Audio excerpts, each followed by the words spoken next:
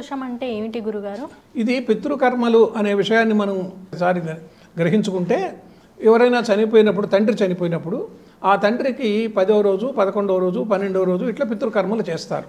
ఈ పితృకర్మలు చేయటంలో ఏదైనా లోపం జరిగినప్పుడు ఆ పితృకర్మలు ఇటీవల కాలంలో చాలామంది ఎక్కడో విదేశాల్లో ఉంటారు, ఆ తండ్రి చనిపోయిన సమయానికి రాలేకపోతారు, అనేక కారణాల వల్ల అనేక ఇబ్బందులు వస్తాయి.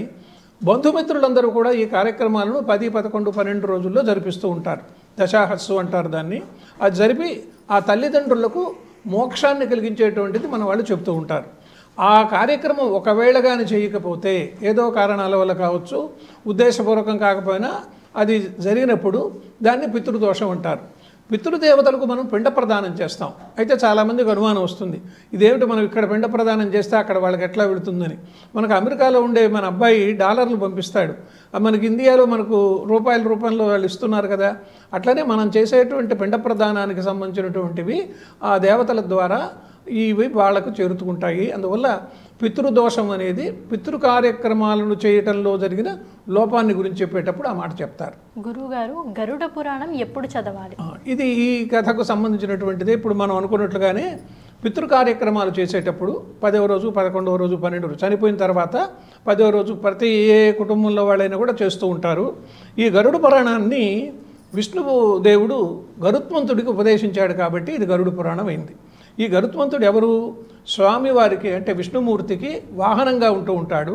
ఎప్పుడు పిలిచినా సరే నేను వస్తాను అని చెప్పి ఒక ఉద్దేశపూర్వకమైనటువంటి ఒక మహత్తరమైనటువంటి కార్యక్రమాన్ని నిర్వహించేటువంటి వ్యక్తిగా మనకు గరుత్మంతుడు కనిపిస్తాడు. మన తిరుమలలో దర్శనానికి వెళ్ళినప్పుడు మనకు ఇటు కుడి చేతి వైపు ఎదురుగుండా కనిపిస్తూ ఉంటుంది గరుత్మంతుడి యొక్క విగ్రహం. ఆ గరుత్మంతుడు ఏమిటట, ఒక కాలు ముందుకు వేసుకొని ఇంకో కాలు రెడీగా పెట్టుకొని ఉంటాడట. ఎప్పుడు స్వామి పిలిస్తే అప్పుడు వెళ్ళిపోవాలి అనేటువంటి, ఖగరాజు రాననీయన అని చెప్పి త్యాగరాజు కూడా అంటాడు. ఇప్పుడు ఈ బ్రహ్మాండం మొదలుకొని గరుత్మంతుని వరకు కూడా జన్మ వృత్తాంతం అంతా కూడా ఈ గరుడ పురాణంలో చెప్పబడింది. ఇందులో 18,000 శ్లోకాలు ఉన్నాయి. ఇది ఎక్కువగా ఎప్పుడు చదువుతారంటే ఈ పితృకర్మలు జరుగుతూ ఉన్న సందర్భంలో 10, 11, 12 తేదీల్లో 12 రోజుల్లో ఈ కార్యక్రమాన్ని ఒక పురోహితుని ద్వారా ఈ గరుడ పురాణం చెప్తారు. ఈ గరుడ పురాణంలో ఏమున్నది? మానవుడు చనిపోయిన తర్వాత మొదటి రోజు ఎక్కడికి వెళ్తాడు, ఆత్మ ఎక్కడ ఉంటుంది, 12వ రోజు ఎక్కడికి వెళ్తారు, సంవత్సరం అయిన తర్వాత ఏమవుతుంది. మన సంవత్సరం పితృదేవతలకు ఒక రోజు, అందుకే మనం ప్రతి సంవత్సరం కూడా వాళ్ళకి సంవత్సరికాలు పెడతాం, తిథులు అంటాం, తద్దినం అంటామే. అది ప్రతి సంవత్సరం వాళ్ళకు ఒక రోజుతో సమానం. మనం పెట్టినటువంటిది వాళ్ళకు ఆహారంగా స్వీకరించబడుతూ ఉంటుంది. అందువల్ల 400 శ్లోకాలు ఉండేటువంటి కర్మక్రతువులకు సంబంధించినటువంటి గరుడ పురాణాన్ని నారద పురాణంలో చెప్పబడి ఉన్నది, గరుడ పురాణంలో కూడా చెప్పబడి ఉన్నది. దీన్ని అంతటినీ కూడా మనం ప్రత్యేకంగా ఒక పురాణంగా చెప్పుకుంటూ ఉన్నాం.